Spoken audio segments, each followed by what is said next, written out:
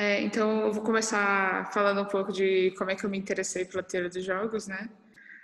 Assim, foi meio que aleatório, né? Eu estava no meu segundo semestre de faculdade, eu tinha acabado de entrar para o PET, e a Luciana, assim, perguntou assim, tem alguma coisa que você tem interesse de estudar?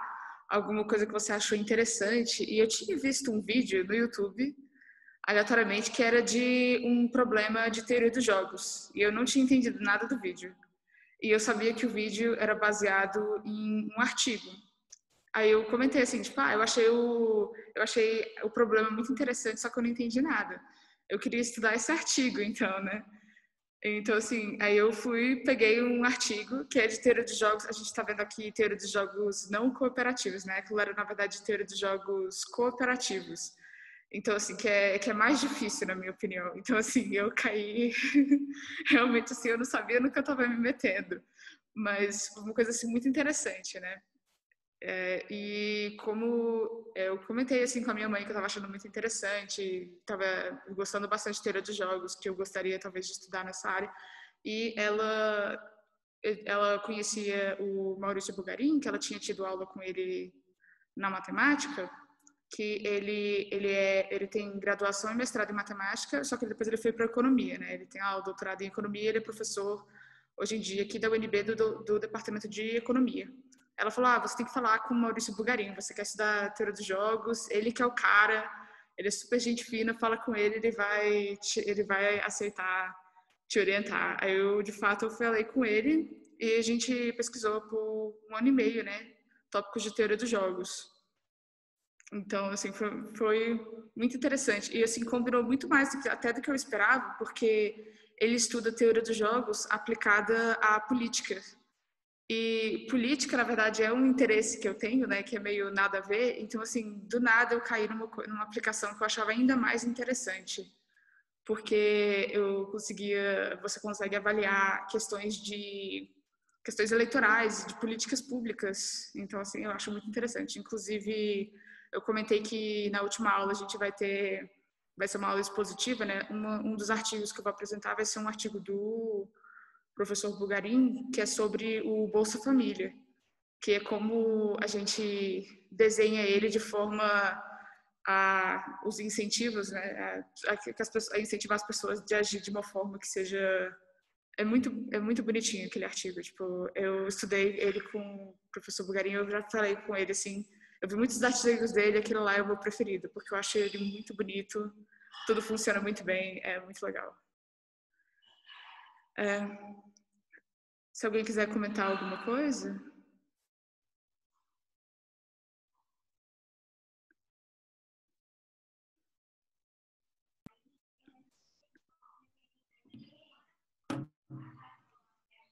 Bom, acho que é isso, né, Bárbara? A Bárbara, de fato, no primeiro semestre que ela estudou o artigo, ela fez o artigo sozinha, né? Se interessou e ainda bem que conseguiu alguém para poder orientar ela na área específica de teoria dos jogos. Fez um bom trabalho, fez excelentes apresentações dessa teoria em outros momentos no PetMat Seminários, né, Bárbara?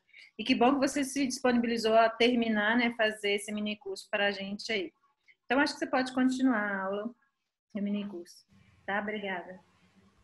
Eu queria começar aqui, alguém que eu comentei no final da aula passada, né? Pensem sobre situações que poderia ser modelada daquela forma que a gente tinha comentado. Alguém pensou em alguma coisa?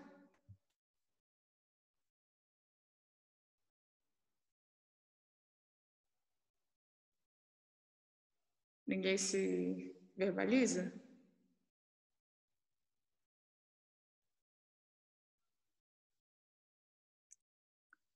Jogo de par ou ímpar. O jogo de par ou ímpar ele vai ser bem parecido com aquele da moeda.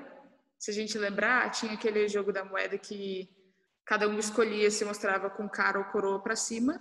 Se tivesse igual, o jogador 1 ganhava. Se tivesse diferente, o jogador 2 ganhava. Então, para o ímpar vai ser bem parecido, né? Os jogadores vão escolher para o ímpar e eles vão escolher se eles vão escolher para o ímpar, né? Vamos fazer o do para o ímpar aqui. Tem o jogador 1 e o jogador 2. Eles vão escolher. Eles têm 4 opções, né? Eles podem escolher par e colocar um número par de dedos, né? Aqui não vai caber se eu colocar dessa forma. Vamos colocar P para par e I para ímpar. Aí o primeiro vai ser qual que ele vai escolher e o segundo vai ser qual que ele vai jogar. Qual que vai ser o número de dedos que ele vai mostrar, né? Então pode escolher par. Ou na verdade, eu não vou fazer isso agora, na verdade, porque como tem que escolher antes, a gente pode modelar assim, tenho que escolher o par e tenho que escolher o ímpar. Porque para modelar a escolha tem que ser, na verdade, um jogo dinâmico, que a gente vai ver hoje. Então aqui, o que escolheu o par e o que escolheu o ímpar. Aí o que escolheu o par, ele pode escolher jogar par ou ímpar, o número de dedos que ele vai mostrar, né? E da mesma forma, o que escolheu o ímpar pode escolher um par ou um ímpar. Então aqui, se for igual, né? Se for diferente, o ímpar ganha. Então aqui é igual, ele perde. E o com par ganha. E se for diferente, troca. Então a gente pode ver aqui que fica igualzinho o da moeda que a gente tinha visto. Alguém aqui sugeriu também o pedra, papel e tesoura. O 0 ou 1 é mais complicado porque ele é geralmente para colocar em grupos, né? Ou como é que vocês usam o 0 ou 1? Porque eu não sei se eu tô lembrando, tira a pessoa, né? Então você não quer ser o diferente, é isso? Como é que funciona o 0 ou 1? Vamos fazer o pedra, papel e tesoura por enquanto, né? A gente tem aqui o jogador 1, jogador 2, aí temos pedra, né? Vou fazer meio que um desenho. Vamos... Não vou fazer não. Pedra, papel, tesoura.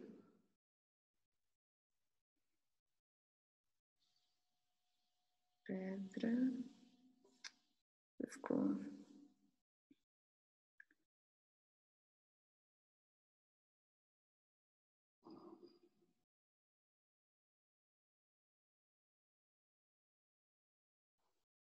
Aqui.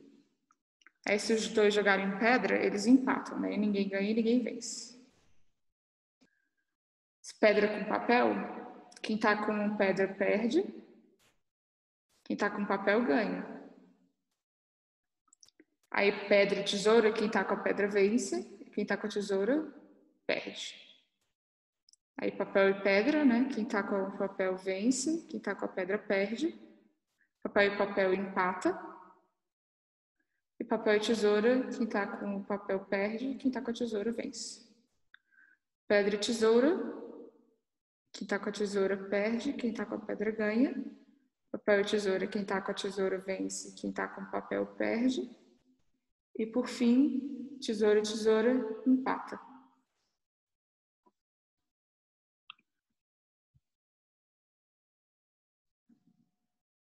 Pro 0 ou 1. 0 ou 1 de fato seria mais de 2 jogadores, né? Aí eu acho que ninguém comentou, ninguém perguntou, né? Mas todos os jogos que a gente viu foi com dois jogadores. Justamente por simplicidade e tal. E também aí tem como representar uma matriz que fica bem bonitinho, mas a gente também pode escrever, né? Então, assim, no 0 ou 1 seria... Vamos descrever o jogo. Esse do 0 ou 1 é uma... Perdão, 0 ou 1 não, do pedra, papel e tesoura é um daqueles casos em que não tem como simplificar por caso dominada? Não vai ter, não tem como. Justamente porque sempre tem uma opção, sempre tem alguma coisa que vai ser a melhor, né? Então, de fato, não vai ter como eliminar, não tem nenhuma estratégia estritamente dominada. De fato, assim, eu acho que a gente podia ter visto os equilíbrios de Nash. Só que eu acho que também não vai ter nenhum, na verdade. Nunca vai ter um equilíbrio de Nash, porque se você está... Se estão empatados, ambos vão querer desviar para o que ganha daquilo que eles estavam jogando. E se um tá ganhando e o outro tá perdendo, o que tá perdendo vai querer desviar pro que ganha daquele lá. Então ele também não vai ter nenhum equilíbrio de Nash em estratégias puras. Teria que ser em estratégias mistas. O 0 em 1, como é que a gente poderia descrever, né? Perde quem for o diferente, né? Então, assim, seria basicamente você tem cada jogador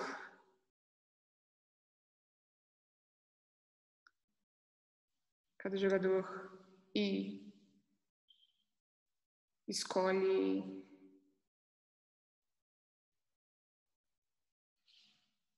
0 ou 1, né?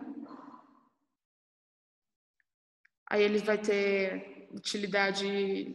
Se todo mundo escolher o mesmo número, como é que você perde no 0 e 1? Se você é o único que escolheu um só? Eu genuinamente não lembro como é que joga 0 e 1. Então, isso depende. Cada pessoa jogava de um jeito, mas a gente pode fazer com quem tira o diferente é o que conta no pique-esconde, ou é o que vai ser o primeiro pego no pique-pega. Beleza. Então vamos dizer que se o jogador I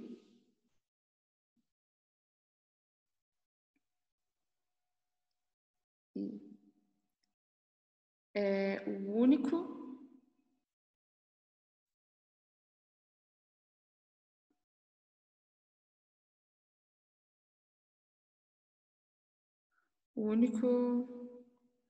a escolher. Vamos escrever mais informal, que vai ser. Fica mais simples, né? O diferente tem utilidade -1.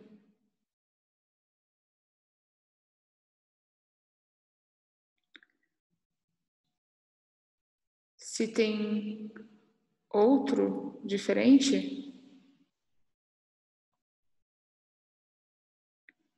vai ter utilidade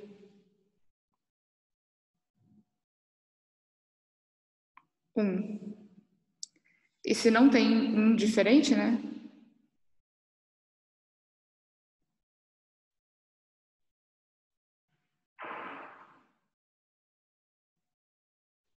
Utilidade 0.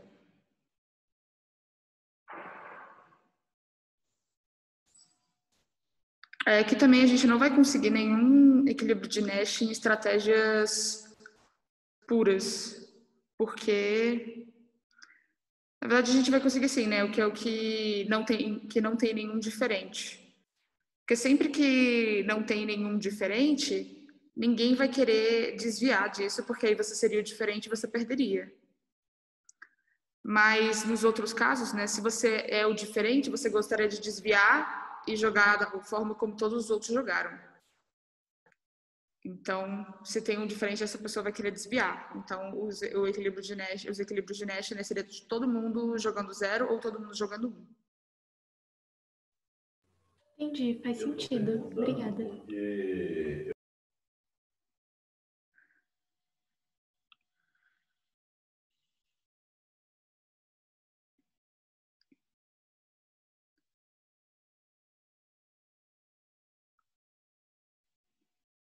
Bom, então, assim, alguém tem mais alguma coisa que a gente poderia dar uma brincadinha aqui? Isso é mais para a gente ver, assim, como é que a gente pode descrever essas situações com teoria dos jogos, né?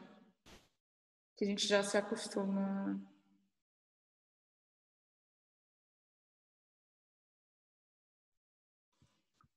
Bom, mas a gente pode começar, então, a falar agora de jogos dinâmicos, né?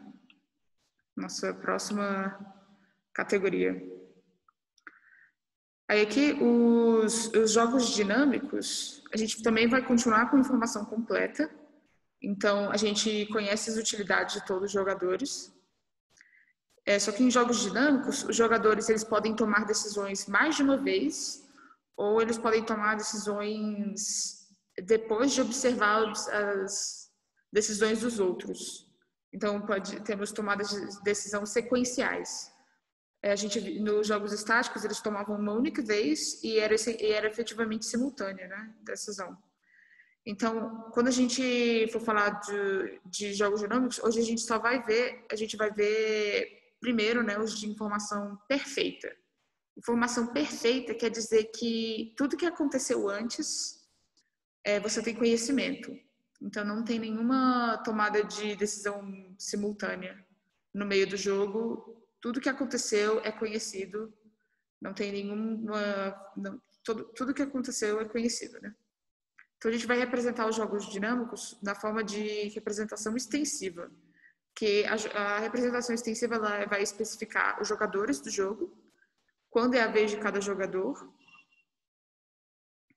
o que o jogador pode fazer em cada uma de suas vezes e o que o jogador sabe em cada uma de suas vezes. Aí, nesse caso do 2C, enquanto a gente estiver na informação perfeita, isso vai ser tudo, né? Porque a gente não vai ser conhecido tudo o que aconteceu previamente. E 3, né, o pagamento recebido por cada jogador para cada combinação possível de estratégias. Aí, a principal questão dos jogos dinâmicos é a de credibilidade. Então, assim, porque as pessoas têm conhecimento do que você faz e do que você fez, então você tem que... Uma ameaça, ela tem que ser crível. Aí, para a gente demonstrar o que a gente está falando com isso, a gente vai considerar esse exemplo aqui. A gente tem o jogador 1, que ele vai escolher pagar ou não pagar o nosso jogador 2. Que ele é que ele tá com uma bomba e ele, depois que o jogador 1 pagar ou não pagar ele pode explodir ou não explodir. Aí a primeira questão que a gente pode pensar, né, é que o jogador 2 quer ser pago, né? Então, o que ele vai falar? Então, assim, a ameaça é que se o jogador 1 não pagar, ele vai explodir. E se a gente considerar a estratégia que o jogador 1 paga, o jogador 2 explode se ele não pagar e o jogador 2 não explode se ele não pagar, isso vai ser um equilíbrio de Nash, porque se o jogador 1 desviar, ele vai acabar explodindo, que ele não quer, e o jogador 2 também não vai ter incentivo para desviar, porque aí ele acabaria com menos utilidade, né? Então, isso é um equilíbrio de Nash. Só que essa ameaça não é crível. Por quê? Se a gente considerar aqui, no ponto, o jogador 1 já escolheu pagar ou não pagar o nosso jogador 2. O jogador 2 observa essa escolha e aí ele vai decidir se ele vai explodir ou não explodir. Mas, independentemente se o jogador 1 pagou ou não ele, explodir é pior do que não explodir. Então, aqui ele fica com 0 comparado com menos 100 e aqui ele fica com 10 comparado com menos 90. Então, quando ele chega aqui, ele vai sempre agir de forma a maximizar a sua utilidade, né? Então, ele não vai explodir. E da mesma forma aqui.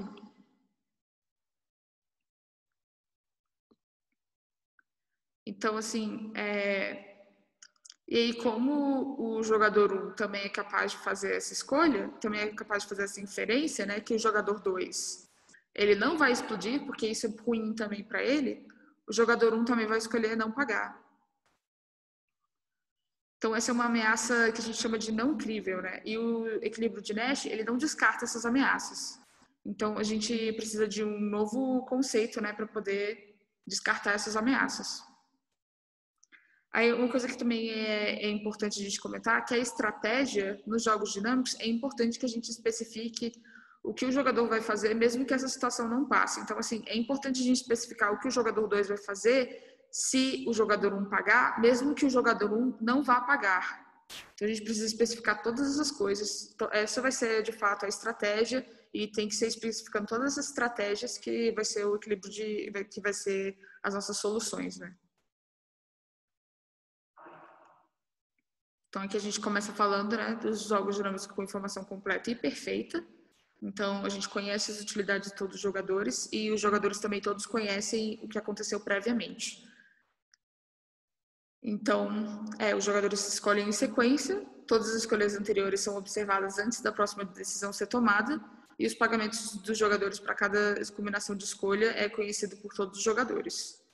Então, esse 2 aqui é por conta... O 1 é por causa de ser um jogo dinâmico, o 2 é pelo fato de ser uma informação perfeita e o 3 é pelo fato da informação ser completa.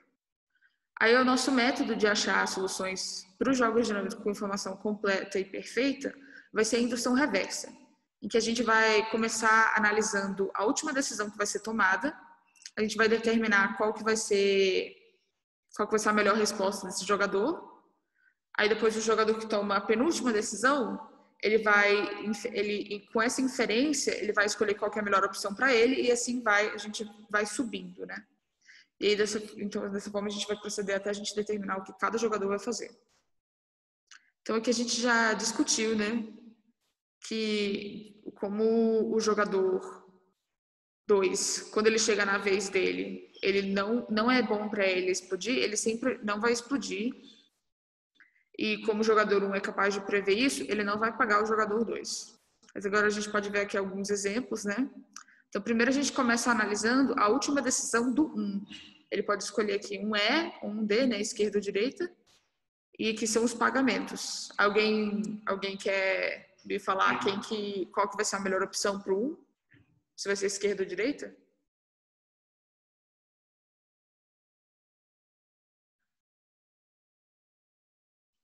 Alguém se arrisca no chute? Só tem 2 opções. Pior caso, está errado. Não tem nada de...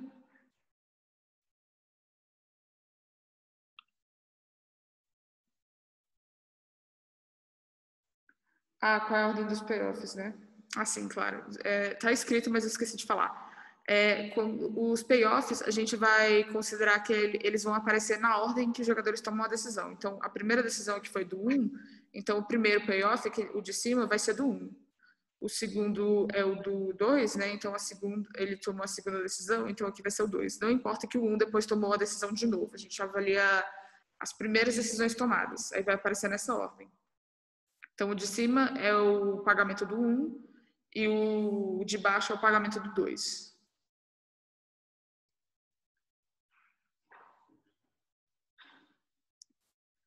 Alguém consegue me dizer o que vai ser melhor para o 1, esquerda ou direita?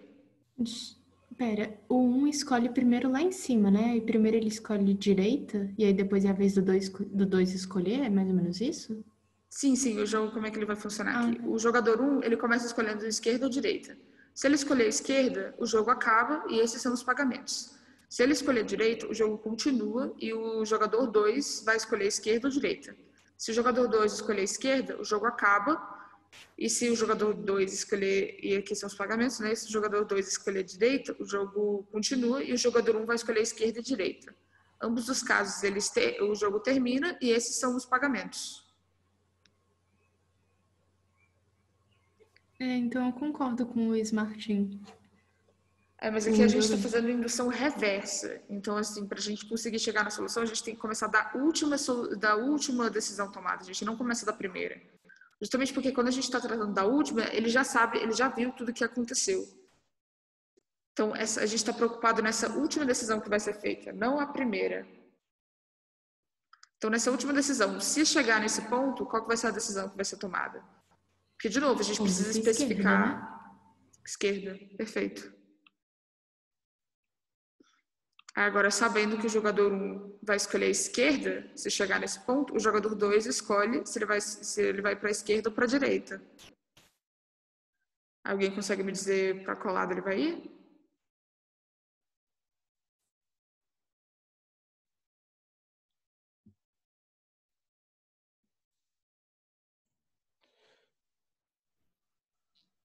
Ele vai ir para a esquerda, né? Porque aqui o pagamento dele, 1, é maior do que o 0.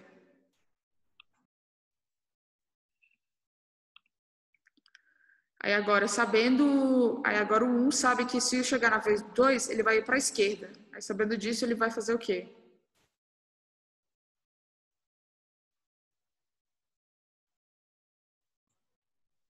Vai para a esquerda também, porque ele vai ganhar mais.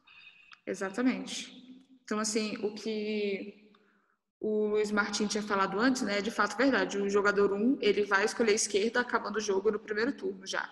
Só que é importante que a gente especifique o que o jogador 2 ia fazer e o que o jogador 1 iria fazer na segunda vez dele, se chegasse naquele ponto. Se a gente não especificar todas essas ações, a gente não está achando a solução do jogo. Então, para fixar melhor, né, vamos continuar com mais alguns exemplos, que também é bem esotérico esse exemplo. Aí aqui, o 2, ele não precisa escolher da mesma forma aqui ou aqui, né? Então, ele pode observar a escolha do 1 e escolher de acordo com a escolha do 1. Então, se o 1 escolher A, o 2 vai escolher C ou D. Se o 1 escolher B, o 2 vai escolher E ou F. Aí, se o 1 escolher A, o que o 2 vai fazer?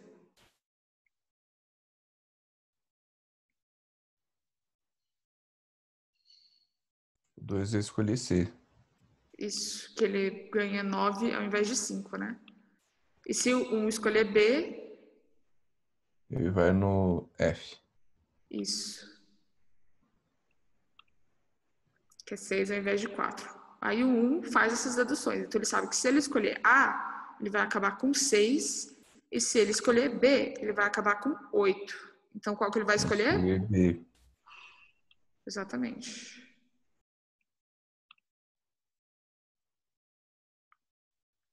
Aí aqui um exemplo mais atual, mais ou menos atual, né? Até uns anos atrasado. Mas aqui o Putin, ele vai decidir se ele vai invadir ou não invadir a Crimeia. E a Crimeia, se o Putin decidir invadir, vai decidir se ela vai lutar ou se ela não vai lutar. O que a Crimeia vai fazer se o Putin invadir?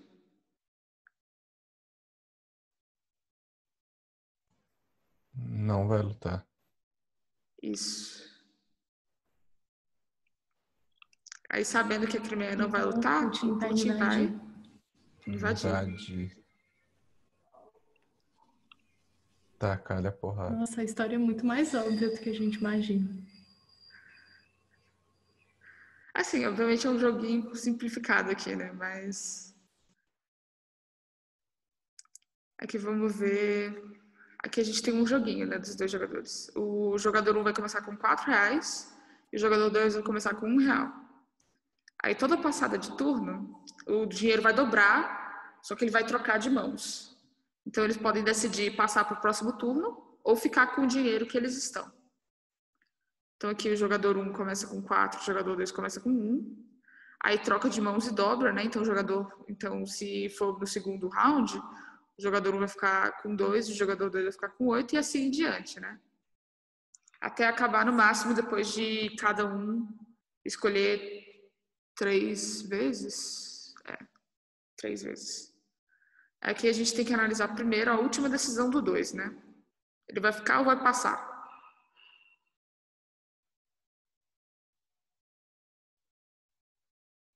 Ele vai ficar.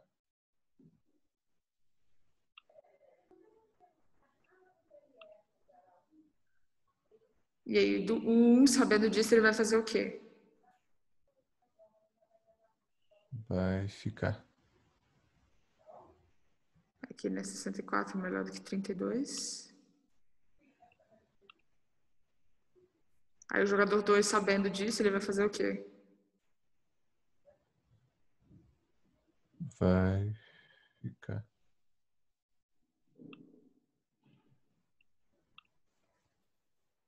Aqui o jogador 1 também, observando aqui, 16, comparado Também com 8, né?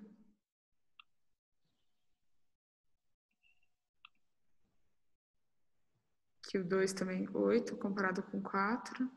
Também fica. E 1 também fica.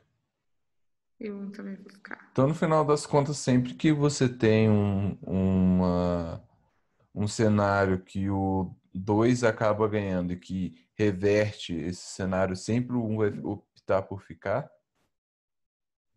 Se a gente tiver uma situação, né, em que o último caso ele vai querer ficar com o dinheiro e aí depois isso induz o ficar, assim, nesse caso foi, né, nesse caso aqui também foi, esse caso aqui também foi um parecido, né, que desviar era melhor sempre.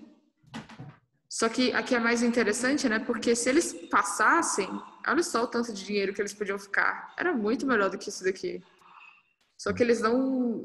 Ainda a gente tem essa questão de confiança, né? Porque como a gente não tem como compelir os jogadores a agir de uma certa forma, eles não têm a confiança de passar para o próximo jogador, né? Então o jogador 1, ele não tem confiança suficiente no 2 para poder passar o dinheiro para ele para ele poder ficar com... Porque aí, se eu passar o dinheiro para ele, ele vai pegar de volta os 8 e eu vou ficar com 2, que é menos do que eu tenho. Então, assim, se eles conseguissem cooperar, eles conseguiriam ficar com bem mais dinheiro, né? Só que como eles não conseguem compelir o outro jogador a agir de uma certa forma, eles não conseguem cooperar e os dois acabam ficando pior. Aí a gente vai ver, ainda hoje, como em qual situação que a gente consegue fazer os jogadores cooperarem.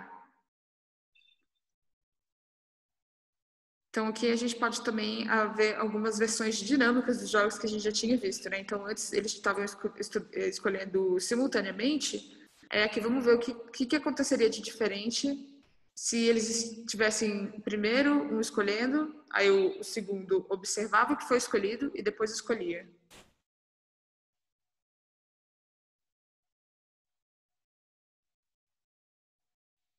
A utilidade alcançada no final do jogo com a estratégia de passar é de fato superior à utilidade de ficar. Então aqui a gente tem, como no caso do dilema do prisioneiro, a gente tem uma outra estratégia que o equilíbrio de Nash ele vai ser Pareto dominado por uma outra estratégia. Só que para chegar nessa estratégia, eles teriam que ser capazes de cooperar. E como eles não têm essa capacidade, eles acabam não conseguindo esse resultado que é melhor para ambos. Como eu disse, a gente vai ver em qual circunstância que a gente consegue induzir cooperação, mesmo sem poder obrigar as pessoas a fazer o que a gente quer. Que primeiro, né, a versão dinâmica do dilema do prisioneiro. Aí nesse caso não estão em salas separadas, eles estão na mesma sala.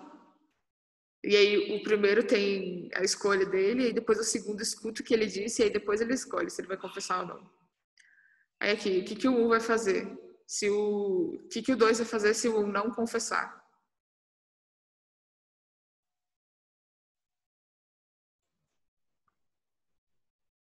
O 2 vai confessar. E se o 1 confessar, o que o 2 vai fazer? Ele vai confessar também. E aí, o que o 1 vai fazer? Ele vai confessar. Que, na verdade, esse jogo, né, como a gente viu a versão estática, ele tem apenas um equilíbrio de Nash. Então, assim, o equilíbrio de Nash aqui naturalmente vai ser o mesmo. De fato, sempre que a gente tiver um único equilíbrio de Nash, né, se a gente mudar o jogo para dinâmico, isso não vai afetar, porque para a gente encontrar o resultado com indução reversa, ele já tem que ser um equilíbrio de Nash. Só que o que a indução reversa faz é que, além de ser um equilíbrio de Nash, o que a gente vai achar, a gente também descarta ameaças não críveis. Ou promessas não críveis, né? Porque o que o jogador 2 poderia fazer é, eu prometo não confessar. Aí, quando chegar, ele confessa. Bora cooperar, vamos os dois não confessar. Só que aí, na hora, o jogador 2 iria confessar, né? Então, isso não é uma promessa crível, não é uma ameaça crível. Só que esses daqui tem mais de um equilíbrio de Nash, né? Então, aqui a gente pode ver o que vai ser feito. Então, aqui nesse caso, né, a Maria vai primeiro lá na loja comprar o vinho, ela liga lá pro João, eu comprei o vinho e tal. Aí depois o João vai lá pegar o estrogonofe, sabendo qual é o vinho. Aí nesse caso o João vai pegar qual estrogonofe? Se a Maria escolher o vinho tinto.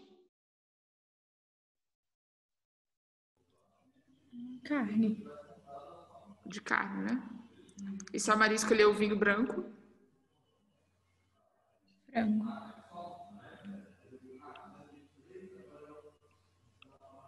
Aí a Maria faz essa dedução, né? Aí ela vai ver se ela quer o estrogonofe de carne com o vinho tinto ou o estrogonofe de frango com o vinho branco. O que ela vai preferir? Tinto. E todos ficam felizes. E todos ficam felizes, exatamente. Aí antes aqui tinha 2 equilíbrios de Nash, aqui a gente só vai ter um resultado que a gente encontra por indução reversa.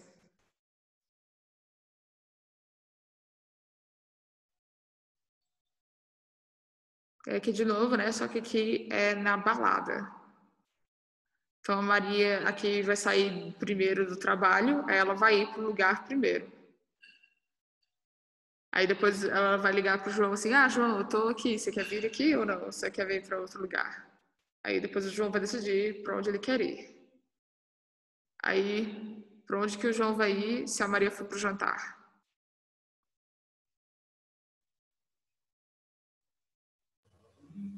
Pro jantar. Pro jantar, exatamente. E se a Maria for pra balada, o João vai pra onde? Pra balada. Isso. Aí a Maria sabe disso. Como ela prefere o jantar, né? Ela vai acabar indo pro jantar. E aí ela se deu bem, né? O João que preferia Então, a nesse balada, caso, a ele... vantagem é de quem escolhe primeiro. Pode fazer. Então, nesse caso, que tem a vantagem quem escolhe primeiro, né? Só que isso nem sempre vai ser o caso.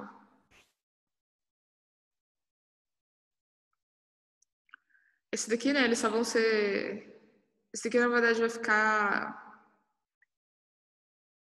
parecido, né? Aí, como é que vai funcionar esse daqui? Aquele jogo das moedas. Quando o jogador 1 mostra... Ele escolhe qual cara mostrar, né? O jogador 1, se ele escolhe mostrar cara, aí depois o jogador 2 vai escolher mostrar qual lado da moeda.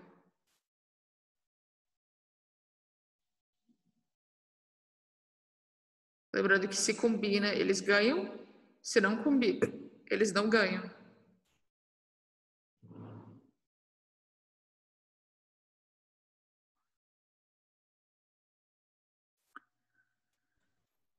Se Ele o vai jogador querer 1 a cara. escolher... Vai cara, isso. E se o jogador 1 escolher coroa, o jogador 2 também vai escolher coroa, né? Isso. Aí o que o jogador 1 vai escolher? Pra ele, diferente. Tanto faz. Os dois vão ser... Os dois vão ter solução. Ele vai ser indiferente entre os dois. É que nesse caso, aqui a gente tinha visto um caso em que você tá na vantagem se você escolher primeiro, né? Aí que a gente vai ver um caso que você tá na vantagem se você escolher depois.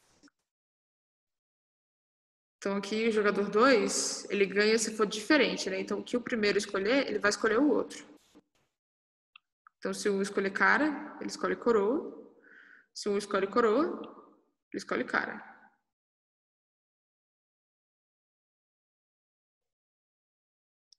E o jogador 1, né? O que ele vai fazer?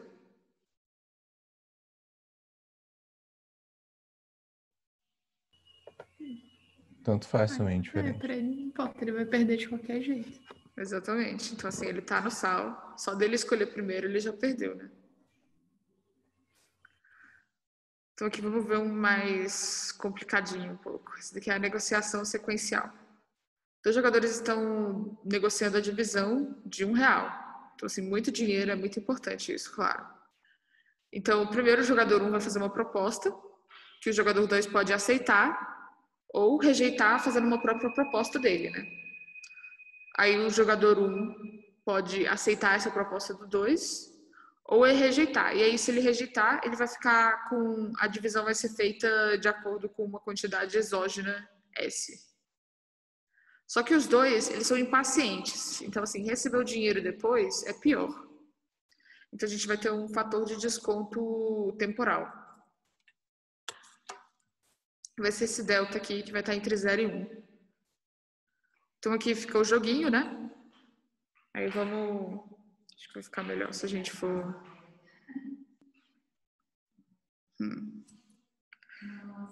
eu acho que eu não vou tentar escrever com o mouse, não. Isso daqui vai dar errado. Vamos aqui pro lado. É uma quantidade essa exógena.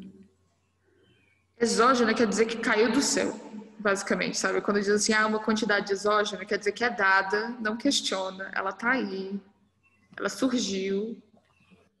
Entendi, mas não é dada pelo outro jogador, no caso. Não, não, é uma quantidade assim, ela faz parte da estrutura do jogo, sabe?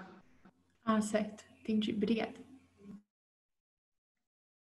Então, pode ser, por exemplo, o jogador 1 e 2, eles podem ser as criancinhas. Aí a mãe fala assim, olha, vocês decidem como dividir esse real, senão você vai ficar com tanto e você vai ficar com tanto. Poderia ser assim, por exemplo. Aí a quantidade exógena seria dada pela mãe, né, por exemplo.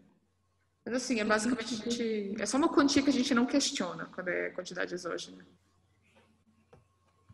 Ok, obrigada.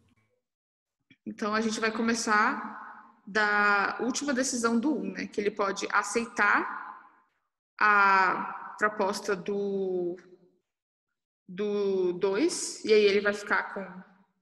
Se ele aceitar, né? Ele vai ficar com delta, que é o fator de desconto, porque a gente já está no segundo turno. S2, que é a proposta do 2 para ele ficar. E se ele rejeitar, ele vai ficar com Então, assim, ele vai aceitar quando essa quantidade for maior do que o que ele ganha quando rejeita, né? Maior ou igual, aqui no caso. Quando é igual, ele é indiferente, então a gente escolhe o que ele faz. No caso, a gente vai escolher que quando as quantidades são iguais, ele aceita a proposta do outro. Então, aqui ele vai ganhar delta S2 se ele aceitar a proposta do 2. Ele vai ganhar delta ao quadrado S se ele rejeitar. Então, isso daqui vai valer a pena, né? Sempre que S2 for maior ou igual a delta S. Então, o 2 observa isso. Ele sabe que o menor valor, né, de S2 que ele pode escolher vai ser delta S. Porque, como ele recebe o resto, ele vai querer o menor valor possível de S2, né? Então, se ele for fazer uma proposta, ele vai sugerir delta S. Só que a gente quer ver se ele aceita ou rejeita a proposta do 1, né? Então, para ele aceitar a proposta do 1, que é que é ele ficar com 1 menos S1, tem que ser melhor para ele do que ele ficar com o delta 1 menos a proposta dele. Que, como a gente discutiu, a melhor proposta dele vai ser o valor mínimo tal que o 1 aceita. Então, seria o delta S. Então, aqui, quando que isso vai acontecer? Vai ser quando o S1, né, for menor ou igual, que a gente passa para o outro lado, passa os outros, né? Então, vai ficar aqui um delta ao quadrado S menos delta mais 1. Então, sempre que for menor ou igual a isso. Aí o 1 também sabe prever isso, e ele sabe que se ele propor um valor S1 menor ou igual a isso, vai aceitar, e se ele propor um valor maior, vai rejeitar. Então, a melhor proposta dele é o S1 igual ao delta ao quadrado S menos delta mais 1. Aí, por que é melhor para ele, de fato, propor isso e ficar com esse dinheiro? Porque, nesse caso, no segundo turno, o 2 estaria ganhando a mesma quantidade. Isso é com o fator de desconto. Só que no primeiro turno não tem nenhum fator de desconto. Então, se o jogador 2 está ganhando a mesma quantidade, o que o jogador 1 vai ganhar vai ser basicamente a quantidade que ele teria ganho sobre delta, que vai ser um número maior, porque o delta é entre 0 e 1. Então, vai ser mais beneficial fazer essa proposta de forma que o 2 já aceite. E aí, da mesma forma, o 2 ele vai aceitar, né? E da mesma forma, se o 2 não tivesse aceitado, o 1 teria aceitado a proposta dele, que é essa daqui, né? De S2 igual a delta S. Se tivesse chegado nesse ponto, o 1 teria aceitado essa proposta. E o 2 quer isso justamente porque ele vai ficar com uma quantidade maior porque tem o fator de desconto e o jogador 1 está ficando com a mesma quantidade do que no turno seguinte. Ficou claro?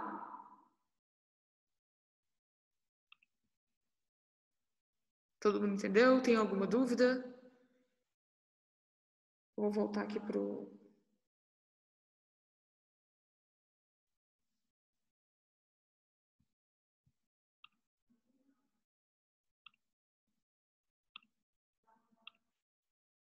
Aqui. Então, aqui a gente vai fazer... Todo mundo entendeu? Podemos passar para o próximo exemplo? Beleza.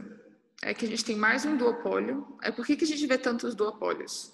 Porque, como eu disse, a teoria dos jogos é principalmente os economistas que mexem nisso, né? Inclusive, os principais livros que a gente está baseando são livros mais de economia, né? Que o do Gibbons, que é o principal, que eu estou baseando, ele é o teoria dos jogos para economistas aplicados. Então, assim, aí na economia, é claro que a gente vai pensar em empresas e como que elas interagem, e o caso mais simples é só duas delas, que seriam um duopólio.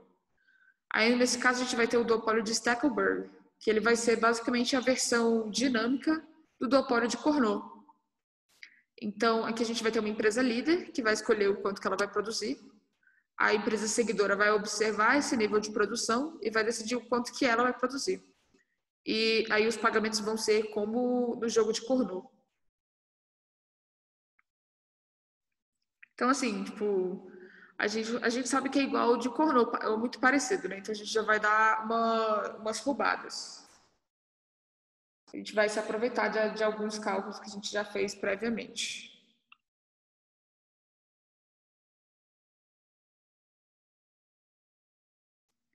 Então, assim, quando a gente chega no nosso segundo turno,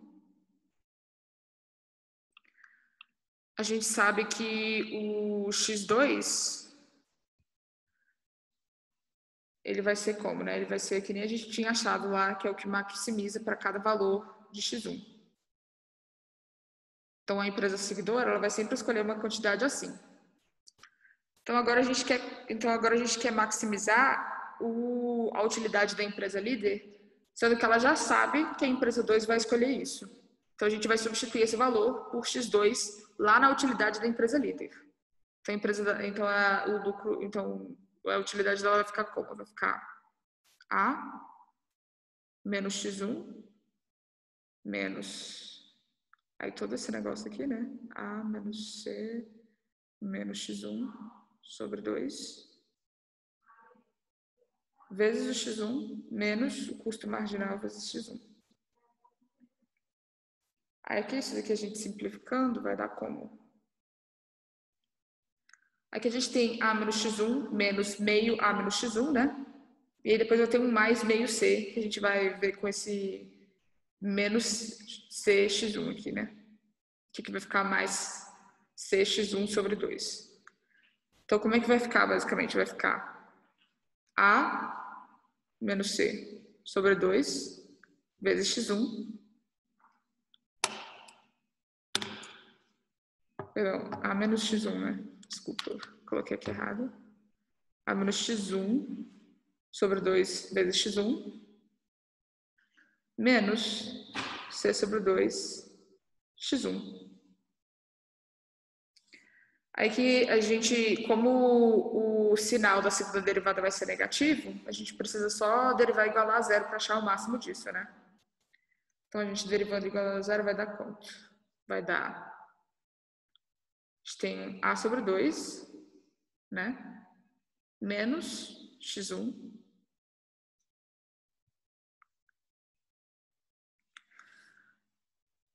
Menos C sobre 2. Igual a zero. Então, aqui o X1 vai ser igual a menos C sobre 2. Que isso daqui vai ser maior, né, que o A menos C sobre 3. Que a gente tinha achado que ela ia produzir no duopólio de Cournot. Então, ela está produzindo mais. E como o X2, né, vai ser igual a A menos C menos X1 sobre 2, isso daqui vai dar A menos C sobre 4, que vai ser menor que o A menos C sobre 3. Então, a empresa 1 está produzindo mais e a empresa 2 está produzindo menos. Na verdade, então, assim, basicamente aqui, quem é a empresa líder vai ter a vantagem, né? Então, aqui a gente tem um caso, uma coisa interessante disso, né? Que a gente já tinha visto um outro em que escolher primeiro era pior. Mas aqui na teoria dos jogos, a gente observa que a gente pode ter casos em que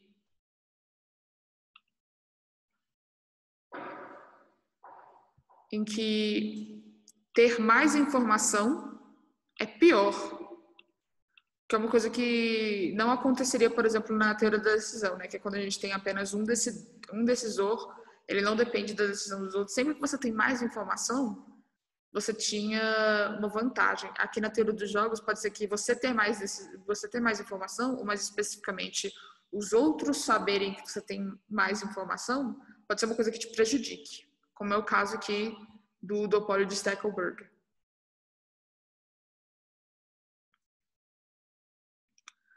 Então, aqui o que a gente pode também considerar, né, é a versão dinâmica do duopólio de Bertrand. Então, aqui a gente tem a demanda do mercado à empresa I, e que a gente vai ter uma empresa líder que vai escolher o primeiro preço e depois a seguidora vai escolher o seu preço. Então, aqui nesse caso, a empresa seguidora, ela vai querer escolher um preço ligeiramente inferior ao que a empresa líder escolheu, ou igual ao da empresa líder se a empresa líder já tiver escolhido o custo marginal, né? A empresa líder, sabendo disso, ela sabe que o que quer que ela escolha, ela não vai ter nenhum lucro.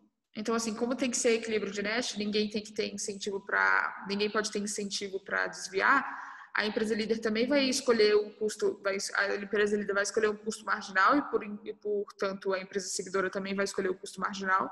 Porque se a empresa líder escolher um valor maior do que o custo marginal, a empresa seguidora vai desviar dessa estratégia, né? Então, ela escolher um preço menor. Então, as duas escolhendo o custo marginal como preço vai ser a única solução que a gente vai ter. Da mesma forma como era os casos do jogo estático. Então, aqui a gente não tem mudança, né? É que a gente agora vai falar de jogos repetidos. Que aqui é o que a gente está interessado em construir confiança, de forçar as pessoas a colaborarem, a cooperarem, né? Então, assim, muitos dos exemplos em que a gente pensa de que as pessoas podiam ter cooperado, elas teriam as duas ficado melhor, são coisas que a gente pode pensar que ocorra mais de uma vez, né? Isso é uma coisa contínua, que eles se deparam naquela mesma situação mais de uma vez. Então, a gente pode pensar numa dupla criminosa que está sempre cometendo crimes. Então, assim, ela é pega de tempos em tempos. Como eles estão sempre juntos, eles estão sempre naquela situação de dilema dos prisioneiros. Então, será que o fato de que eles repetidamente estão nessa situação vai mudar? Da mesma forma, isso é uma coisa que a Débora tinha comentado, né? Que ela tinha perguntado, assim, no duopólio de Bertrand na aula passada. Mas essa não pode ser a situação real, né? Porque as empresas, elas não vendem o custo de produção, as coisas. Então, assim, tem que ter alguma coisa faltando. Então, a gente pode ver aqui só que elas não escolhem uma vez o preço e depois nunca mais mudam, né? Elas estão sempre escolhendo o preço. Elas podem aumentar, podem diminuir, elas têm esse poder. Então, também é como se fosse um jogo repetido. Então, a gente quer ver se o fato de que tem um histórico e que a gente sabe que vai acontecer de novo as coisas, se a gente consegue construir confiança e levar os jogadores a cooperarem. Então, primeiramente, a gente vai definir o que é um jogo finitamente repetido. Então, assim, dado um jogo G, que a gente vai denominar de jogo de etapa, a gente vai denotar por G de T o jogo finitamente repetido, em que o jogo G é jogado T vezes. E ele é jogado da seguinte forma: se joga o jogo, se observa quais foram as escolhas, se joga de novo o jogo e assim T vezes. E aí no final o pagamento vai ser a soma dos pagamentos de cada jogo de etapa, né? E o jogo repetido ele vai ser um jogo dinâmico, né? Porque os jogadores estão escolhendo mais de uma vez, só que ele não vai ter uma informação perfeita. porque dentro de cada jogo de etapa, eles estão escolhendo simultaneamente. Então, quando a gente fala, por exemplo, do Dilema dos Prisioneiros, os 2 prisioneiros vão escolher ao mesmo tempo se eles vão confessar ou não confessar. Não vai um escolher, o outro vai observar e depois vai escolher. Então, a gente não vai ter informação perfeita. Esse é um caso ainda muito simples, a gente não vai falar tanto das complicações que tem de informação perfeita. Só que a gente já tem um problema com a indução reversa. Porque quando a gente chegar na última tomada de decisão, o jogador ele não vai saber qual é a decisão do primeiro. Então, ele não vai poder dizer, se o jogador escolher tal, eu vou escolher tal. Se o jogador escolher essa outra coisa, eu vou escolher essa outra coisa. Ele tem que escolher sem saber. Então, a gente vai falar de uma coisa que é chamada de equilíbrio de Nash de perfeição de subjogos, que é um conceito um pouco mais geral. Então, primeiro, o que é um subjogo, né? Um subjogo é uma parte do jogo que ainda a ser jogada, onde tudo anterior se sabe que conheceu. Então, aqui o subjogo seria depois de cada repetição, que é só durante cada repetição do jogo, né? Então, assim, vamos pensar num jogo do Dilema dos Prisioneiros repetido. Então, assim, o primeiro jogador escolhe e o segundo jogador escolhe sem saber o que o primeiro escolheu. Então, nesse ponto, não se sabe. Mas depois que o segundo jogador escolher, a gente sabe o que os 2 escolheram. Então, a gente sabe tudo o que aconteceu previamente. Então, aqui, na segunda repetição, a gente já tem um subjogo. E depois eu falo para a terceira, quarta e tal. As repetições, assim, em seguida, elas vão ser todos subjogos. Então, nesse caso, a gente vai analisar a última repetição. Que a gente vai ter, né? O que vai ser equilíbrio de Nash de perfeição de subjogos. Um equilíbrio de Nash de perfeição de subjogos é um conjunto de estratégias que configuram um equilíbrio de Nash para todos os subjogos do jogo. Então, a gente vai analisar a última repetição, vai achar o equilíbrio de Nash, e aí a gente vai analisar o jogo com as 2 últimas repetições, né? E aí a gente vai ir avaliando. Vamos primeiro aqui olhar o Dilema dos Prisioneiros de 2 etapas. Então, aqui relembrando que é o Dilema dos Prisioneiros, né? Então, vamos considerar que tem 2 repetições. Quando a gente chegar na última etapa, a gente sabe que o único equilíbrio de Nash do jogo é os 2 confessarem.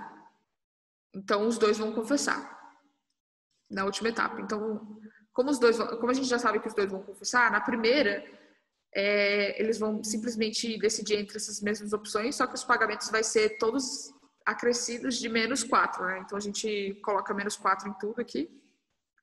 E aí, o nosso jogo de 2 etapas vai ser equivalente a esse jogo aqui.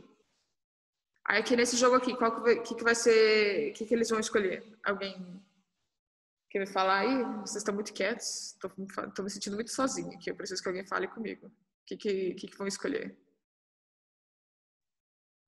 Não confessar. Não confessar, exatamente. Não confessar? Por que não confessar? Peraí, Volta. É menos pior, né? Mas se não está confessando, eu tenho interesse em confessar. Porque se o jogador 2 não está confessando, eu, como jogador 1, eu sei que eu vou passar 1 ano a menos de cadeia se eu confessar. Então, eu vou querer desviar. Mas a gente ainda não tá no caso em que eles são miguxos? Então, Débora, a gente quer criar uma circunstância em que eles consigam ser miguxos. A gente não pode assumir que agora eles conseguem cooperar. A gente tem que ver se eles conseguem cooperar. Então, se eles tiverem incentivo para desviar, eles vão sim desviar. A gente não consegue... Entendeu? A confiança, ela não é parte do jogo. A gente vai ver se a gente consegue um resultado plausível em que existe confiança. A gente ainda está procurando um equilíbrio de Nash. A gente ainda tem que pensar que se tiver uma vantagem em desviar, eles vão fazer isso. Entendi. Eles vão se conhecer depois de muitos anos na cadeia. Vai ser uma coisa meio assim. A gente vai ver como é que vai ser depois. Vai dar tudo certo. No final, a gente vai ter miguxinhos, pro bem e pro mal. Então, assim, o que eles vão fazer aqui? Vai ser os 2 confessarem, né? Como era no jogo inicial. Então, aqui a gente não conseguiu fazer eles virarem miguxos, infelizmente. Aí, de fato, se a gente tem um jogo de etapa que tem um único equilíbrio de Nash, o único equilíbrio de Nash de perfeição de subjogos do jogo repetido vai ser esse equilíbrio de Nash ser escolhido em cada uma das repetições. Então, a gente não vai conseguir cooperação nesse caso. Só que o que a gente pode pensar é, bom, isso é se tiver um único equilíbrio de Nash, mas e se tiver mais de um equilíbrio de Nash? Então, vamos ver se a gente consegue forçar alguma coisa aqui. Então, a gente tem esse jogo aqui, ele dado, caiu do céu. A gente só vai analisar ele. Só que ele tem aqui, ele vai ter dois equilíbrios de Nash. Ele vai ter esse A1, A2 e esse C1, C2. Todo mundo consegue ver por que eles são os únicos equilíbrios de Nash?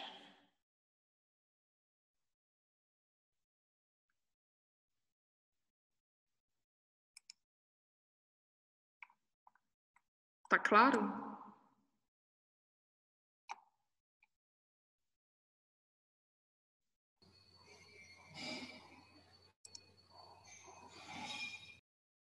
Aqui os Martins não entendeu como é que a gente chegou na segunda tabela. Vamos voltar aqui rapidinho. A gente deduziu que na segunda repetição os dois vão confessar. Então a gente sabe que o pagamento na segunda etapa vai ser -4 para cada um dos dois. Então na primeira tabela, o que a gente fez? Eu somei -4 ao pagamento de cada um, porque aí vai ter o pagamento referente à primeira repetição e aí eu já acresci o pagamento referente à segunda repetição. Então, aqui a gente pode ver que todos os números são somados de -4, né? O subtraído 4. Então, é assim que a gente chegou na segunda tabela. Não é o dobro dos valores, Débora. A gente soma o pagamento que eles vão receber na segunda repetição do jogo.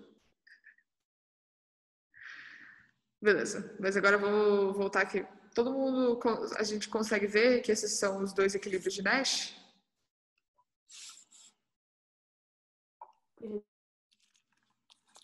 A gente gostaria que fosse esse daqui, né? Que esse daqui é 4, 4. Bonitão. Olha só que lindo. Só que se a gente estiver escolhendo aqui o B1, B2, os jogadores vão ter um incentivo para desviar, para escolher no caso do jogador 2, né? Se o jogador 1 estiver escolhendo B1, ele vai querer escolher o A2, que aí ele vai ficar com 5, que é maior do que 4. Da mesma forma, se o jogador 2 estiver escolhendo B2, o jogador 1 vai querer escolher A1, porque ele vai ficar com 5, que é maior do que 4 também. Então, a gente não consegue cooperar aqui para pegar esse resultado, que é melhor do que esses dois, né? Do que os dois equilíbrios de Nash. É que nesse caso, ninguém vai ter incentivo para desviar, né? Porque vai ser pior. Porque quando a gente desvia aqui, a gente fica com 0 ou com 0. E quando desvia aqui também fica com 0 ou com 0. Esse daqui também a gente não vai ter incentivo para desviar, justamente por conta...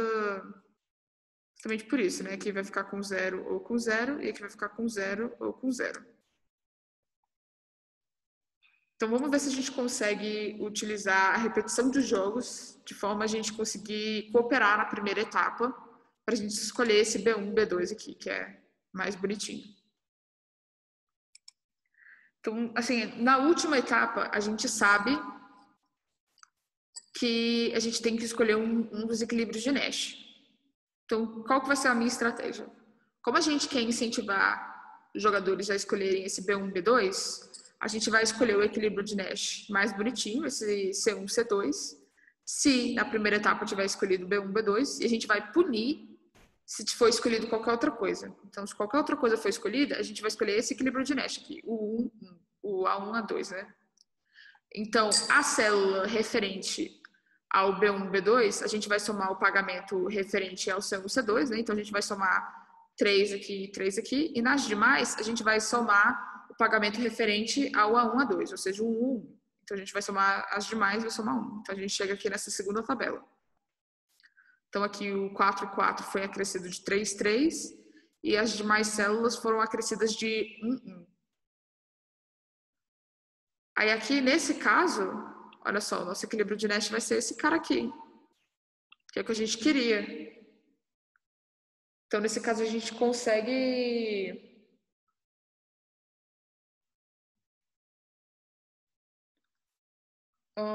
Aqui tem alguém comentando aqui que houve uma simplificação na tabela. Não é isso, na verdade, não é bem isso.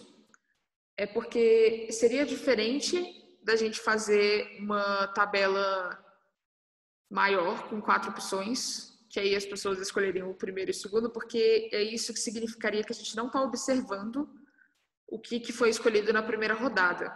Então, assim, quando a gente faz 2 tabelas, é porque a gente está fazendo 2 jogos em que eles estão escolhendo simultaneamente, um depois do outro. Então, se a gente fizesse uma tabela maior, a gente não estaria observando isso.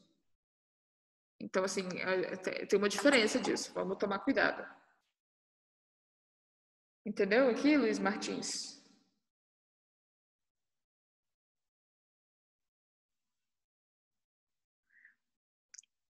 Beleza. Aí é que a gente entendeu também por que isso daqui vai ser um equilíbrio de Nash, né? Assim, obviamente são os 2 maiores valores comparado com qualquer outro, né? Então isso daqui vai ser claramente um equilíbrio de Nash.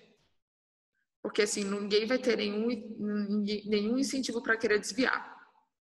Então a gente conseguiu, quando a gente tem mais de um equilíbrio de Nash, a gente conseguiu induzir que na primeira rodada eles cooperassem e escolhessem alguma coisa que nem é um equilíbrio de Nash do jogo de etapa. Então isso é muito interessante, né? Então a gente conseguiu que eles virassem miguxos. Então, sucesso, né? Só que então, tem uma coisa boa, né? A gente conseguiu provar que existe, só que a gente também consegue ver talvez um defeito do equilíbrio de Nash de perfeição de subjogos. Porque se a gente for observar, o equilíbrio C1, C2, o equilíbrio A1, A2, né, ele parece dominado pelo equilíbrio C1, C2. Então, talvez não seja razoável a gente supor que quando chegasse na segunda repetição, os jogadores de fato escolheriam quando o 3-3 é claramente melhor. Então isso assim mostra talvez um defeito do equilíbrio de Nash de perfeição de subjogos. Só que a gente não vai falar sobre isso, a gente vai considerar que é um conceito excelente de solução e a gente vai seguir com ele.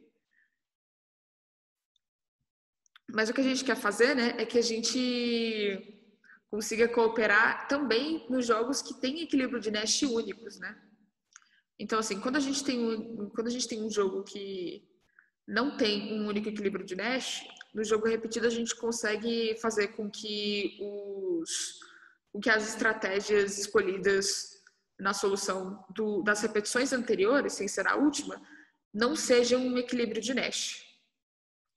Só que quando a gente tem um jogo que tem um único equilíbrio de Nash, se a gente repete ele infinitas vezes, a gente pode conseguir, né? Não vai ser sempre, né? Mas a gente pode conseguir um equilíbrio de Nash, de perfeição de subjogos, em que em cada etapa não seja jogado um equilíbrio de Nash. Então, em nenhuma etapa vai ser jogado um equilíbrio de Nash. Que aqui é o que a gente vai conseguir que eles de fato virem miguxos, como a Débora sugeriu. Então aqui a gente vai querer ver o que é um jogo infinitamente... Olha só, a pessoa não sabe ler. Coloquei aqui errado. Vamos perdoar a pessoa. Eu vou consertar depois, tá? É infinitamente repetido. Então, dado um jogo G, que vai ser denominado de jogo de etapa, a gente vai denotar por esse G, delta infinito, o jogo infinitamente repetido, em que G é jogado infinitas vezes, né?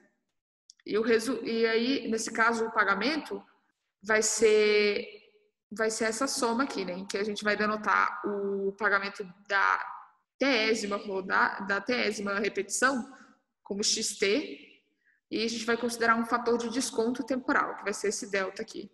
Então, para cada etapa subsequente, vai multiplicando por esse fator de desconto. Que a gente pode pensar, né, como se fosse inflação, alguma coisa assim. Então, em geral, a gente vai considerar que é perto de 1, né? Porque eu receber alguma coisa hoje, eu receber alguma coisa amanhã, geralmente, assim, talvez seja um pouco pior amanhã, mas não é tão pior assim, né? É quase a mesma coisa. E também, só que a gente precisa que isso daqui que a série converja, né? Se a gente for notar, isso daqui vai ser... Se o XT for igual, isso daqui é simplesmente uma progressão geométrica. Então, eu espero que todo mundo lembre de progressão geométrica que a gente vai usar aqui, como é que é a soma infinita dela. Aí uma outra interpretação do delta, que talvez seja um pouco mais natural, né, porque a gente pensar em coisas infinitas é sempre um pouco esquisito, a gente pode pensar também que é um jogo que ele acaba com probabilidade aleatória. Então, assim, o delta seria a probabilidade que ele vai continuar, que vai ter uma próxima rodada.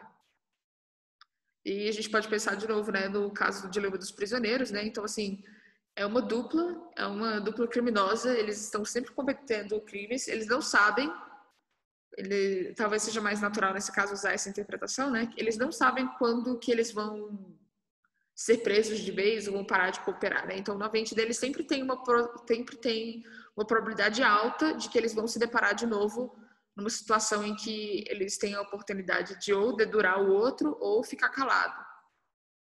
Então, a gente vai fazer uma repetição infinita. Então, a gente vai considerar a seguinte estratégia de gatilho. Os prisioneiros, eles não vão confessar enquanto ninguém tiver confessado. Então, todo mundo tá ficando calado, todo mundo vai ficar calado. Só que se alguém confessa, aí agora todo mundo vai confessar, e os dois vão confessar. Então, se os dois seguirem a estratégia, né, ninguém vai confessar, e aí todo mundo vai ter sempre utilidade -1 em todos os turnos. Aí aqui era ter -1, né, só que era começando em 1. Aí aqui a gente, só para ficar mais bonitinho na estrutura de progressão geométrica, a gente coloca o t igual a 0, e aí agora aqui é t. Então, se a gente lembra, né, quando a gente tem a soma infinita de uma progressão geométrica, vai ser o valor inicial sobre 1 menos a quantia que está sendo multiplicada, né? Então, aqui vai ser -1 sobre 1 menos delta, a utilidade dos jogadores, se ambos seguirem essa estratégia de não confessar até que o outro confesse, e depois sempre confessar. Aí, qual vai ser o melhor desvio, né? Obviamente, o desvio vai ser confessar. Mas, assim, confessar quando? Como tem um fator de desconto temporal, se a gente for desviar, é melhor desviar direto na primeira repetição, que é quando você vai obter a maior utilidade decorrente disso. Porque não vai ter um fator de desconto. Então, aqui, qual vai ser a utilidade com o melhor desvio, né? Então, confessa no primeiro, e aí ele consegue lá se safar, porque o outro não confessou, porque estava seguindo aquela estratégia de gatilho. Só que aí depois os dois estão confessando. Então vai ter utilidade -4 pro resto do tempo. Aí aqui, de novo, a gente tem uma progressão geométrica, né? Aí aqui vai ser o -4 delta sobre o 1 menos delta. Que aqui vai ser o valor inicial e aqui o fator pelo qual está sendo multiplicado, né?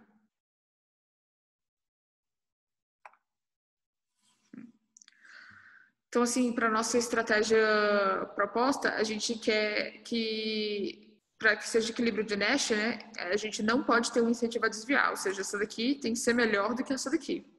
Então, -1 sobre 1 menos delta tem que ser maior ou igual ao -4 delta sobre 1 menos delta. A gente simplificando aqui, né, a gente vai achar que o -1 vai ser maior ou igual ao -4 delta, e, portanto, o delta tem que ser maior ou igual a 1/4. Então, sempre que o delta for maior ou igual a 1/4, vai ser mais, eles vão ter mais, vai ser melhor para eles, vai ser de fato um equilíbrio de Nash, né? Que eles cooperem. Então, se o delta for maior ou igual a 4, a gente pode considerar eles miguxos na nomenclatura da Débora. Então, assim, como a gente, em geral, a gente vai considerar delta um número alto, né? Um número próximo de 1, então, em geral, a gente pode considerar que isso vai acontecer. E aí também, eu só falei de equilíbrio de Nash aqui, né? Como está num jogo repetido, a gente tem que falar de equilíbrio de Nash de perfeição de subjogos. Só que, como é um jogo infinitamente repetido, os subjogos eles vão ser todos iguais a ele. Então, você configura um equilíbrio de Nash, vai configurar um equilíbrio de Nash de perfeição de subjogos, basicamente. Porque, basicamente, ou vai ser igual à estratégia, ou vai ser só confessar, quando a gente pegar o subjogo. Então, não vai dar problema. E vai ser também um equilíbrio de Nash de perfeição de subjogos. Agora, a gente pode querer analisar outras questões, né? Que é, por exemplo, o duopólio de Cournot. Que essa daqui é a situação que eu tinha comentado com a Débora, né? Que ela tinha perguntado. Aí, no caso, era do duopólio de Bertrand. Que assim, mas a gente não observa que eles não cobram a custo de produção. Então, qual que é a diferença? É justamente isso, né? Eles estão sempre escolhendo os preços, estão sempre escolhendo o quanto que eles estão produzindo e eles podem alterar essa quantidade baseada no que eles observam dos seus competidores. Então, o jogo repetido infinitamente, ele vai modelar melhor essa questão. E a gente pode ver o que as empresas vão fazer.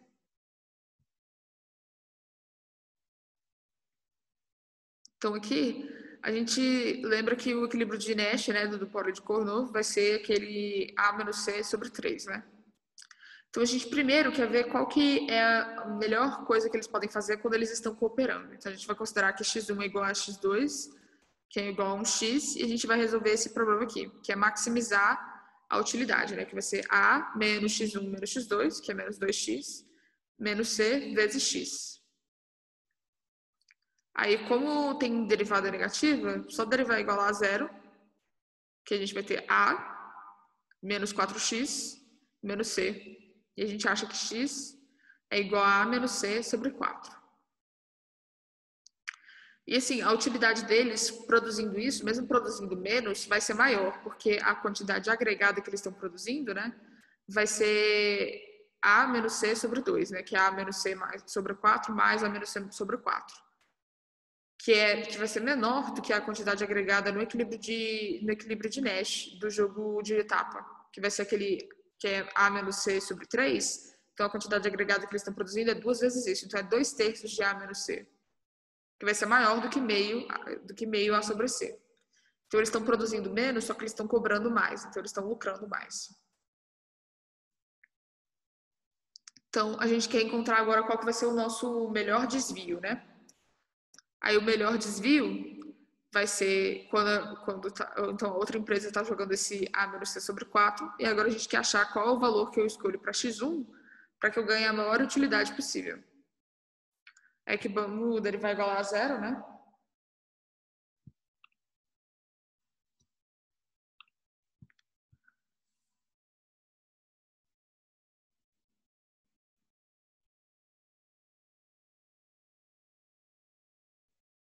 Então aqui a gente vai derivar igual a zero o A menos C menos x1 menos A menos C sobre 4 x1. Então assim, eu só vou derivar aqui, vai ficar A menos C menos 2xi menos A menos C sobre 4. E a gente quer igualar isso a zero. Aí que A menos C menos A menos C sobre 4 vai dar 3/4 de A menos C. A gente passa aqui o 2xi para o outro lado. Então, a gente vai ter que o xi do melhor desvio vai ser 3/8 de A menos C.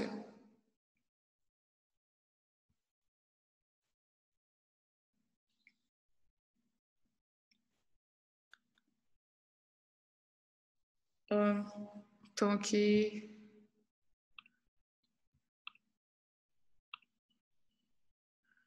que a gente vai calcular quais que vão ser as utilidades em cada um dos casos, né? Então, se os dois estão seguindo a estratégia, se os dois estão seguindo aquele valor de cooperação, a utilidade vai ser essa daqui, né? A menos C ao quadrado sobre 8. Então, aqui a continha. Aí, se um escolher desviar, ele vai ganhar isso daqui, ele vai escolher esse, o outro ainda está escolhendo esse, né? E o que ele vai ganhar de utilidade é esse daqui. A gente consegue ver que é maior do que a utilidade da cooperação.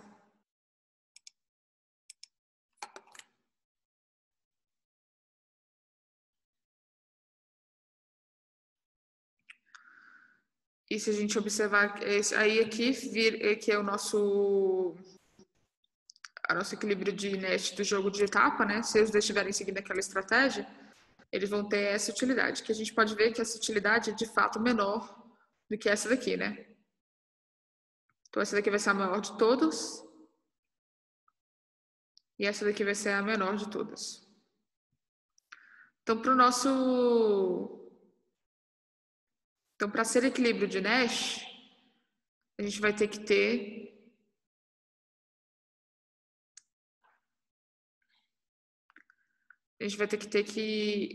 a soma de todos seguindo. Cometi um pequeno erro aqui. Peraí, deixa eu esconder meu erro. Vamos fazer a conta no negocinho aqui.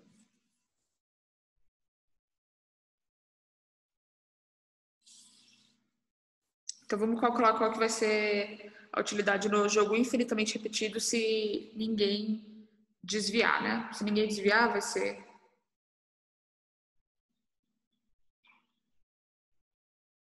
a soma de t igual a zero até o infinito, fator de desconto elevado a t, a utilidade que a gente recebe em cada turno, né? Essa aqui é a progressão geométrica, né? Aí vai ser o primeiro termo sobre 1 menos delta, né? E aí o melhor desvio vai ser como? Vai ser no primeiro turno, recebe aquele que a gente calculou, né?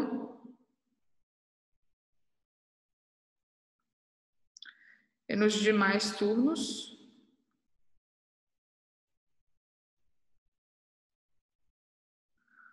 vai receber a utilidade do equilíbrio de Nash do jogo de etapa.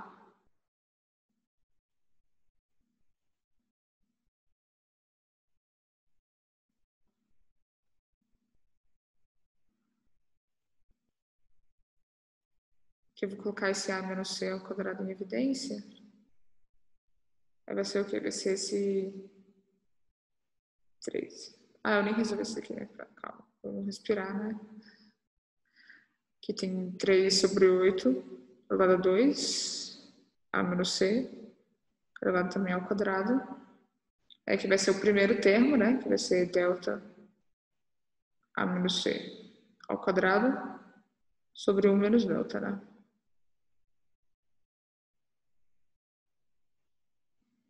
Então, a gente quer que isso daqui seja maior do que isso daqui. Então, para a gente ter isso, vai ser como? A gente quer... Bom, primeiramente, vamos notar que nos dois casos a gente tem esse a menos c ao quadrado em tudo. Então, a gente pode cancelar.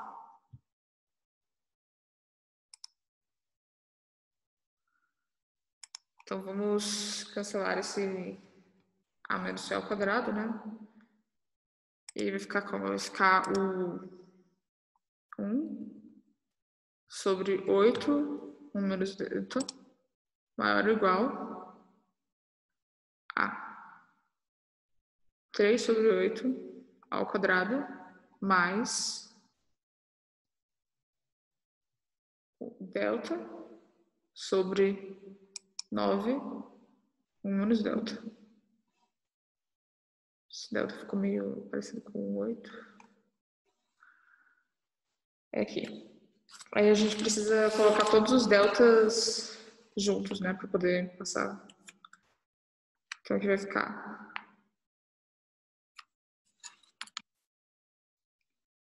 9. Então a gente passa subtraindo, a gente vai passar esse daqui subtraindo para o outro lado, né? Aí a gente tem que fazer, aí vai ficar como? Vai ficar 9, 1 menos delta, menos 8, 1 menos delta, vezes delta, sobre 8, 1 menos delta, vezes 9, 1 menos delta, maior ou igual a 3 sobre 8 ao quadrado.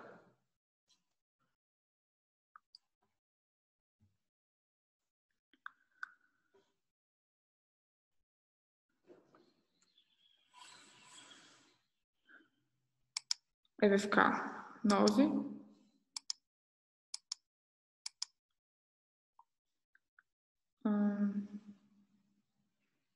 menos delta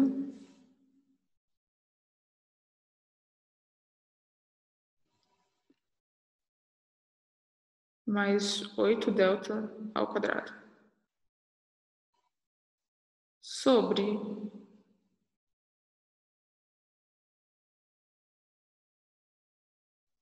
72 vezes 1 menos delta ao quadrado.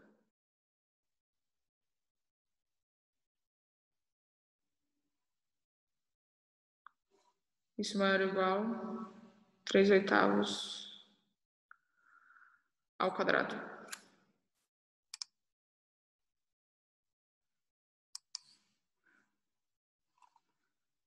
É que eu tinha feito um erro na conta, tá? Aí a conta ficava mais simples no meu caso. Agora eu tô me enrolando um pouquinho. Eu acho que teria que analisar aqui quais que são os sinais em cada situação. Vai ter que colocar esse 3/8 ao quadrado também na forma de fração, porque a gente sabe comparar só com zero e tal, então vai ficar meio complicado. Eu vou pedir para vocês me perdoarem e eu vou trazer a conta correta na próxima aula, tudo bem? Assim, realmente assim, foi um deslize da minha parte. Eu errei na progressão geométrica.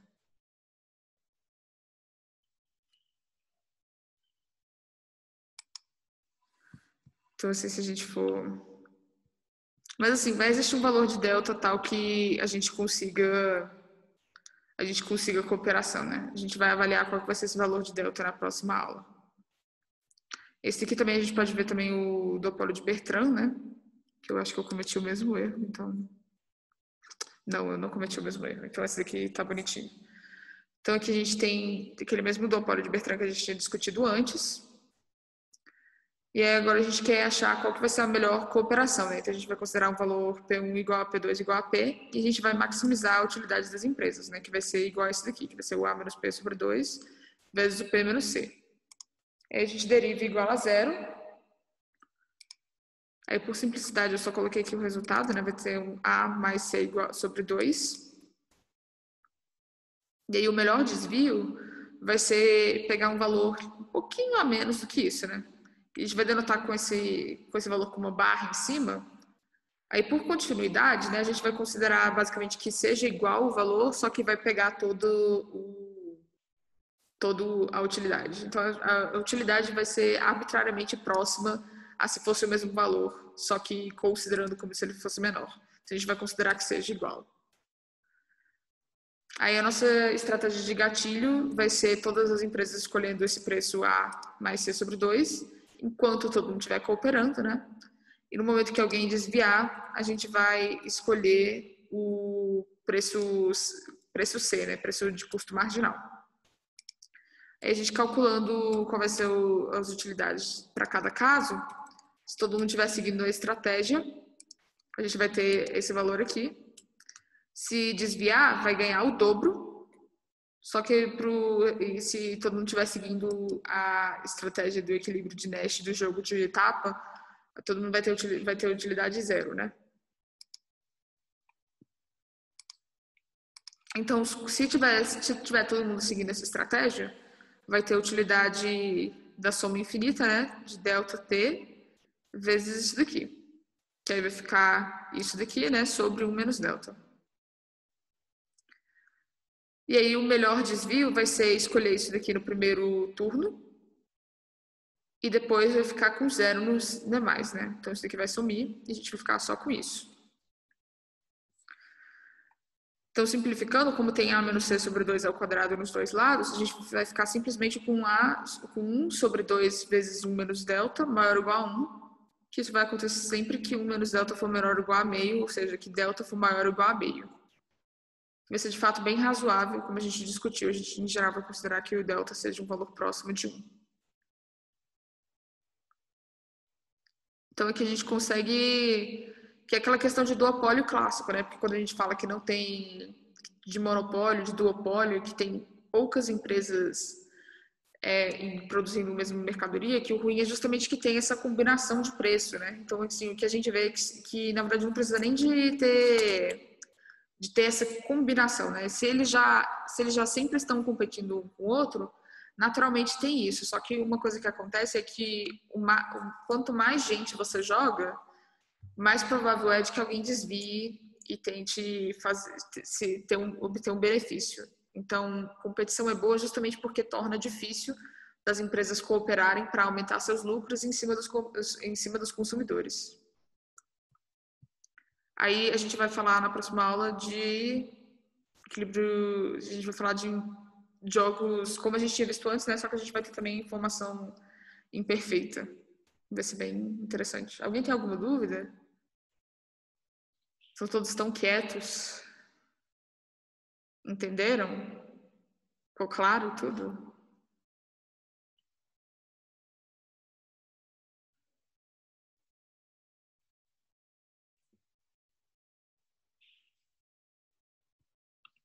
Alguém não quer se manifestar, não?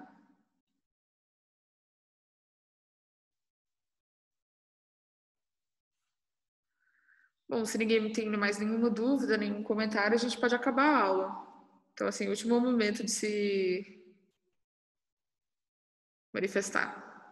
Bom, então é isso por hoje. Até a próxima aula.